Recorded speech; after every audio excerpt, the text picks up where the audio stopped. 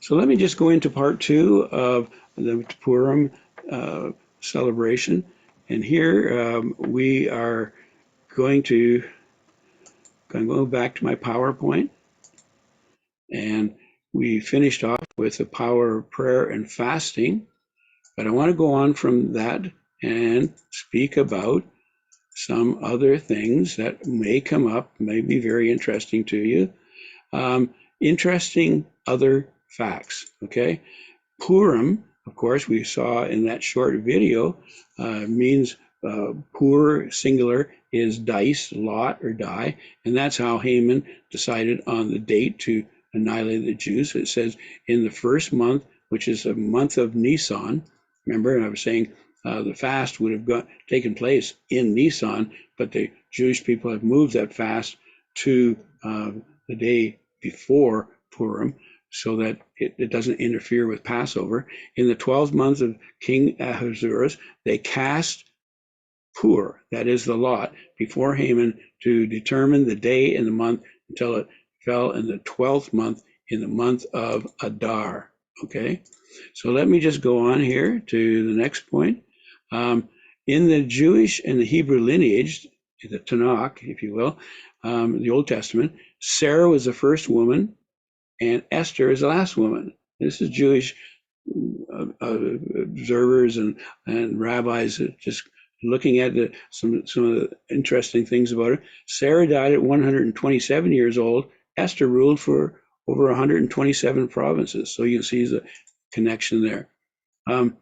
Esther, the word, is a derivative of to conceal in Hebrew, and it actually comes from Ishtar, Mesopotamia. Esther, of course, it's not her real name. We'll see that in a moment, but it comes from Ishtar and from Ashtart, and where we get the name Star. But Esther's real name was Hadassah. She was given the name Esther, but it means myrtle branch. Okay. God is not mentioned in the book of Esther.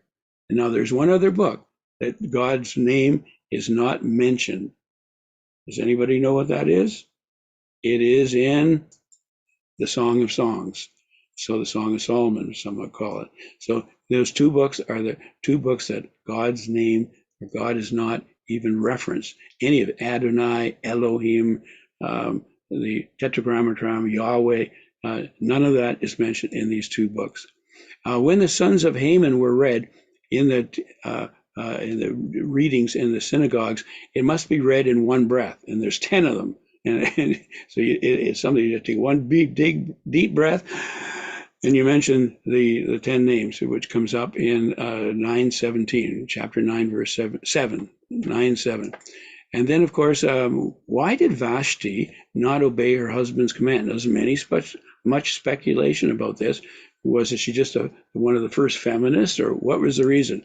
Well, again, from the sages, from the rabbinic thinking, in Esther 1, verse 10 and 11, it says, on the seventh day, when the heart of the king was merry with wine, he commanded to bring Queen Vashti before the king, wearing her royal crown. Now, this is where they say wearing her means that she only wore a crown. She was naked. She only had the crown on in order to show her beauty to the people and officials, for she was beautiful to behold. So this is a reason many believe that she said, no, no way, I'm not going to do it. You're drunk. You've had too much wine, and I'm not going to be a spectacle.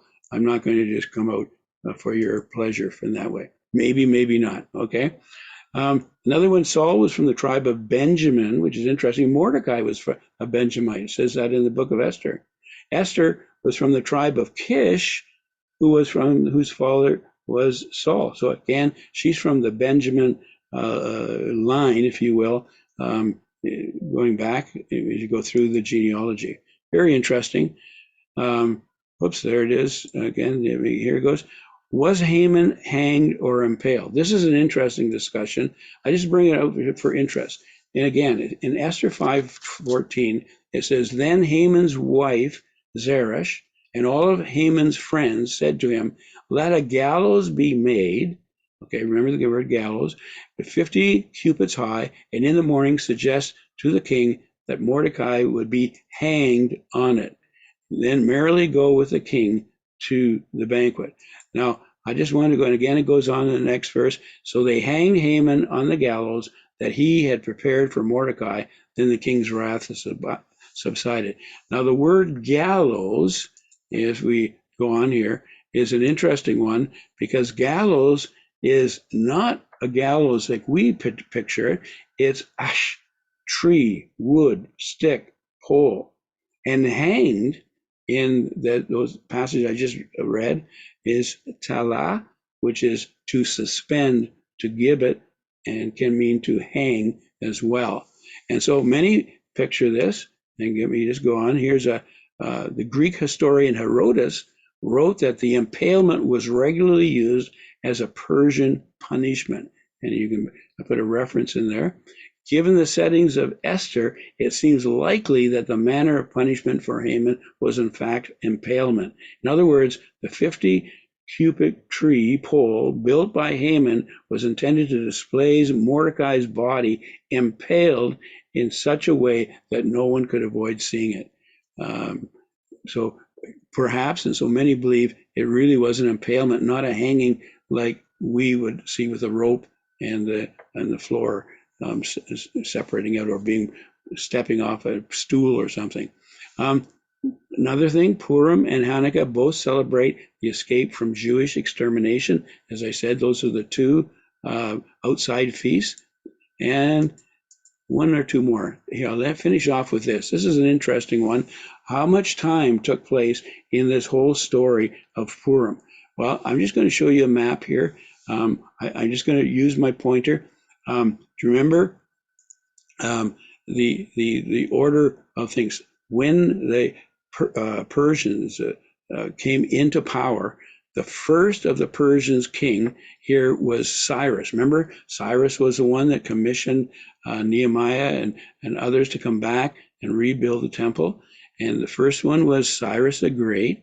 And then we have the next one is Cambyses, followed him, then Darius the first, and then Xerxes, which is the name for Ahasuerus, and then came Artaxerxes after that. Now, I'm going to just point out here. Here is 483 BC when Vashti was removed. We know that from the historical books.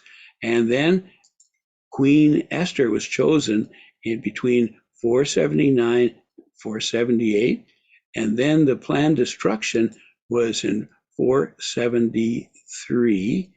And so the story of Esther takes place over 10 years, from the time of Queen Vashti to the time of when the Purim was enacted, is 10 years. We often don't think of that when we read the story. So it does take place in Persia. That's Iran, 483 to 473. And remember, just in the history point of view, going back before Persia, before Purim, the Assyrians captured the northern Israel in 722 BC. Remember, they were trying to go into the southern kingdom, but Hezekiah prayed, and the angel of the Lord came and demolished 185,000 troops, and the Assyrians retreated. And then, of course, we know that the Babylonians overtook the Assyrians, and then they attacked southern Israel in 586 BC. That's when the temple was destroyed. And then following that, the Medes-Persian defeated the Babylonian Empire in 539. And so then we have the story of Esther following after Cyrus and Darius and into Xerxes. Ahasuerus also has three names, sometimes called Ahasuerus and Xerxes I. And he was the fourth king of Persia, as I said. So I'm just going to end there and say praise the Lord for some of this. And I hope that you enjoyed some of the thinking and the thoughts of it. And